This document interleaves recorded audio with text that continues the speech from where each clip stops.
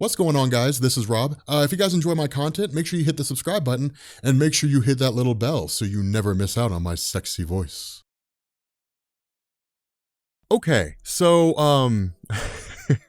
my girlfriend says I always open my videos that way, and I never really noticed it before, but apparently I do, now that I think about it. It's like learning about my speech cadence, that like apparently I talk a certain way, and like my voice goes up and then it goes down, and I never noticed that before. Apparently that pattern is what makes my voice soothing. I have no idea. We are covering Infinity Wars. All right, so Infinity Wars basically deals with this kind of mad dash for like the Infinity Stones, right? And at the outset, and we saw this in Infinity Wars Prime, at the outset it was like, okay, Thanos is hunting the Infinity Stones again, which is kind of par for the course. Like the Infinity Stones are almost part and parcel to Thanos' character. But in that story at the end, someone named Requiem killed Thanos, and then it was kind of like, okay, that's insane. And so right now, what we're doing is we're kind of picking up in the aftermath of that, and really the recognition from the various superheroes on Earth that someone's hunting the Infinity Stones. Now, what we do here is we pick up initially with Gamora. Now, Gamora is meeting with Peter Quill, and it's kind of a cool moment because what she says is that a piece of her is missing. And to talk about this for a second, I want to discuss the concept of Soul World inside the Soul Stone. So when it comes to Marvel Comics, back when, really Jim Starlin was writing the old Adam Warlock and the old Thanos stories and so on and so forth, Soul World was introduced in such a way to where it was a universal world across the board, which is to say it's a world inside the Soul Stone and it looks the same to everybody in it. There is no differentiation there. What Marvel's done recently is they've basically taken the Marvel Cinematic Universe version of Soul World and they've thrown it into the comics, which seems to indicate the idea that the structure and the form of Soul World is relative to each individual soul that's in it, right? It's like the afterlife, essentially, from like the old X-Men comics from Chris Claremont, when Jean Grey as the White Phoenix meets with Death. And Death basically says, we have all these pillars here, and each one of these pillars is the afterlife for each individual person. Changing it now, Gamora, we know that part of her is still stuck in there. Now, the indication here is that she's always been there. That where she and Adam Warlock and Pip the Troll had basically sacrificed their lives back in the later days of the Thanos War, back when Jim Starlin was writing it, that where Adam Warlock had left completely and so did Pip the Troll, a portion of Gamora stayed behind. Now, again, as we know, that's Marvel's way of kind of working in the end of Infinity War into the comic book landscape and then telling a story based off of that. But the fact remains here that Gamora is trying to find a way to basically get that piece of her soul back. That's really what all this has been. And so she's essentially the first of many people who seem to be going after the Infinity Stones for their own individual reasons. And what she ends up doing is actually, taking the Power Stone along with her. Now, one of the other things to bear in mind here is that, of course, Peter Quill has a Power Stone as the aftermath to essentially the entire lead up countdown to Infinity Wars. And so if you want to check that out, you can check out Countdown, but all Countdown is really just a series of Guardians of the Galaxy stories, and they're not super important. I mean, they're cool, but they're by no means required reading. But suffice it to say, the Guardians of the Galaxy are basically disbanded at this point. The team doesn't really exist anymore. And so with Gamora leaving, what we end up doing is picking up with Groot. Now, for those of you guys who are not current, the fact that Groot is speaking full sentences will strike you as weird. Like, you'll just kind of be like, what?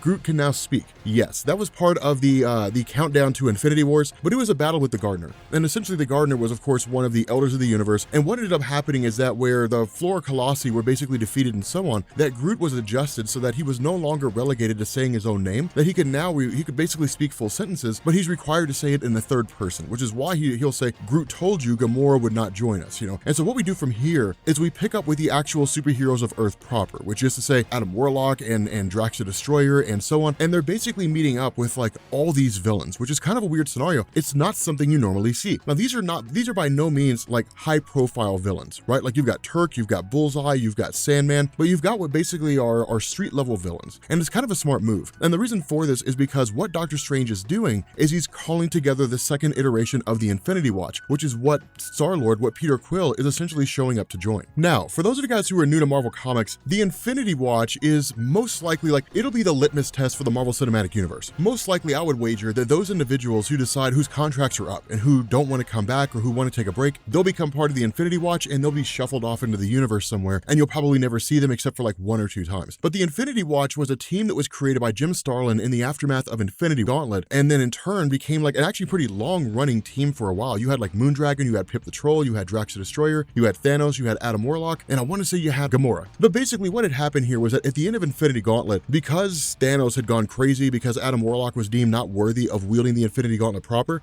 in turn, the Living Tribunal decreed that the gems would never work in unison again, and that Adam Warlock had to disperse them so that the gems could still be used, but they couldn't form the gauntlet. So the Mind Stone still worked, the Time Stone, Space Stone, Reality Stone, so on and so forth, they all still worked independently, but in order to make sure that no one would try to, gather them together again, or to make sure that nobody would ever, get each individual stone and use it for their own ends, Adam Warlock formed the Infinity Watch, and they were designed for the purpose of just safeguarding the Infinity Stones. That's all they really did. Doctor Strange calling this together is done for the purpose of finding a way to secure the stones. And his idea here is that the stones have to be removed from the face of the earth. They have to be taken away here, because if they remain here, they're in a centralized location and they're easy to access. Now, Doctor Strange adopting this idea actually comes out of his experience with the Illuminati. That was the problem. When all these guys came together and formed the Illuminati, they one of the first things they did was, seek out the Infinity Stones and then keep them in unison, keep them together, and then in turn disperse each of them to a member of the Illuminati for safekeeping. But they were all held on Earth. And so if anybody decided to show up on Earth and then take the stones, it would be much, much easier as opposed to if they were scattered all across the universe. And so that's the response of Doctor Strange here. We have to find a way to, one, keep these things safe and move them all over the place, to basically scatter them all across the cosmos so they won't be easily accessible. Now, of course, for some of the guys who are here, the kind of question is, what even is all this? Because remember, for a lot of street level characters, they don't really know what Infinity Stones are. But then you have someone like Turk Barrett, who basically uses the Mind Stone. He's kind of a street level guy. He was originally a henchman for Kingpin, and then he in turn got a hold of the Mind Stone and then started listening to the minds of like stockbrokers and people like that, and basically started jumping into insider trading. And so by listening to, using the Mind Stone to realize what was going on behind the scenes, what people were thinking about various stocks and so on, he would shift his investments accordingly and then made himself super rich, which is actually a pretty smart way, because how else are they going to trace it to insider trading? I mean, there's no conceivable way to. And so from there, like, it's people just kind of asking questions. Now, the other part of this is that Adam Warlock even chimes in and says there's something going on with the Soul Stone. It's corrupted in some way. Now, for people who've been reading Marvel Comics for a long time, the fact that Adam Warlock is not the one leading the charge is a very big deal. And again, this is just reminiscent of the Marvel Cinematic Universe. It's one of those things where Marvel is bringing the comics closer in line with the movies. Because if the Marvel Cinematic Universe didn't exist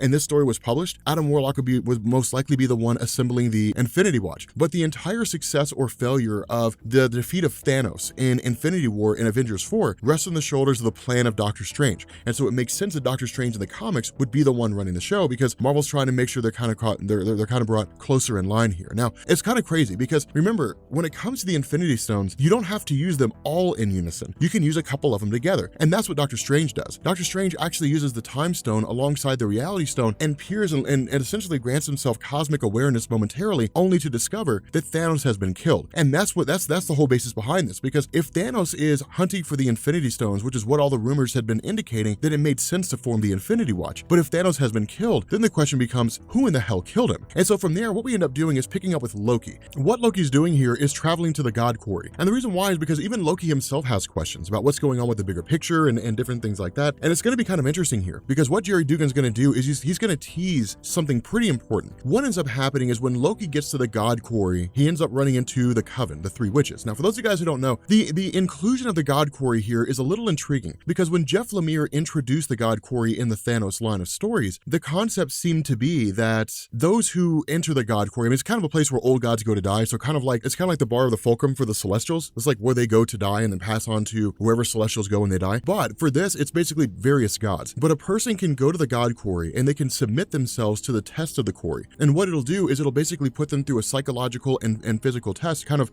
bending reality and giving them like the one universe they always wanted to exist. And if they pass the test, then they're given the power of the God Quarry. If they fail, they're locked there forever. But the fact remains that when Loki gets here and he starts talking to the Coven's initial response is like, everything is at an end, like eternity is ending. And then in response, the God Quarry seems to be destroyed. And the Coven is basically gone. That seems to be what's going on there, because what ends up happening is you end up having this version of Loki who crash lands into the main Marvel universe. He's got a hammer, he's got Thor's hammer, and he has the Infinity Stones, which is kind of crazy here. But this is an alternate reality version of himself. But this is exceedingly important. This is probably one of the most important things that we're going to have here, because what happens is when the main Marvel universe Loki starts talking to this, Uber version of himself, God Loki, or whatever you want to call him, Infinity Loki, I think is a cool name. What you have is the Infinity Loki referring to something called the original universe. And this is kind of crazy here, because Marvel hasn't done this yet. Now, this is kind of a cool moment, because what this seems to indicate is maybe the role of the Infinity Stones has shifted. And what I mean by that is in Marvel Comics, the Infinity Stones are only relative to the universe they're in, right? Like, you can't take the Infinity Stones from, the main Marvel universe and then show up in the real world and use them, or like show up in the Marvel Cinematic Universe and use them, right? It doesn't work that way. Thanos can't leave the Marvel Cinematic Universe with the Infinity Stones, take them to the main Marvel universe, and wreak havoc, right? The power of the Infinity Stones can only be used in that particular universe. And we know that from a variety of different stories. And so what goes on here is it seems like the Infinity Stones are almost like an ability to gain passage from one universe to the next.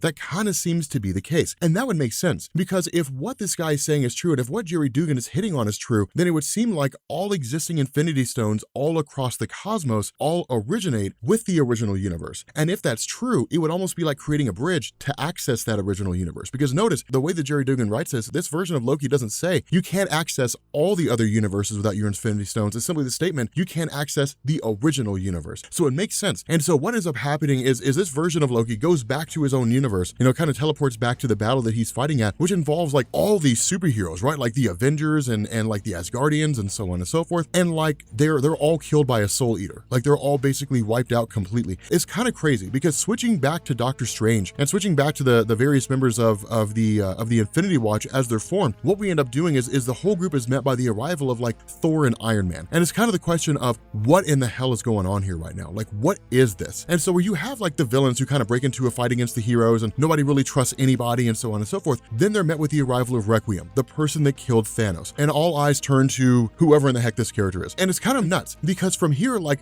Requiem basically has the Power Stone in their sword. And so that's where the question kind of has to be asked. If Gamora took the Power Stone, then did Requiem kill Gamora and take it? And it's kind of cool, because if that's the case, then Requiem is insanely dangerous, because Gamora was one of the most powerful fighters in the Marvel universe. And so people begin asking the question, who in the heck are you? And of course, Requiem responds by saying, Thanos referred to me as his Requiem, and so that's what I am. Like I am Requiem. And the various characters start to go on the offensive, right? Like Groot's the first one to attack, Groot's the first one taken down. Peter Quill uses his freeze gun. Like all these people start firing on Requiem. Then Rocket Raccoon comes out of nowhere and blows Requiem's helmet off, only for us to find out that it's been Gamora the whole time. And it's just kind of like, damn, because like Gamora killed Thanos. And it makes sense, right? Like it makes perfect sense that Gamora would be the one to do it. I mean, again, Marvel's rolling the Marvel Cinematic Universe over into the comics slowly and slowly, bit by bit. And so of course, given what's happened in the MCU, it makes sense that Gamora would be intertwined and she'd be the one to take down Thanos, which I don't know if that'll happen in Avengers 4, but if I were a betting man, I'd say Gamora will be the one to kill Thanos. But even then, as long of a history as she's had in Marvel Comics, and as long as she's been an enemy of Thanos in Marvel Comics, it makes sense that she would be the one to kill him, either her or Nebula. Like Nebula might be the one to take Thanos down. But at the end of the day, it ends up being like Gamora who is the one who kills him. And what she ends up saying is like, I did this because I'm on a quest for the Soul Stone. Like I'm on a quest for the Infinity Stones and the Soul Stones themselves. And so if you can't do this, if you can't help me out, if you're going to get in my way, then I'll take all of you out. Like that's just the way it is. Like I will take out every single one of you. Like I'll destroy you all. And Gamora will. Peter Quill goes to call her bluff, right? Like Peter Quill's like, well, no, you're not. Like I've fought with you forever. Like I fought with you for a long time. We've been Guardians of the Galaxy. We've been lovers together. Like I know you're not going to kill me. And her response is, yes, I will, Peter. And she plunges her sword right through his chest and impales him. And it's just like, wow, Gamora just killed Star-Lord. It's pretty crazy. Like it's pretty bonkers. But with that being said, guys, we're gonna bring this video to an end.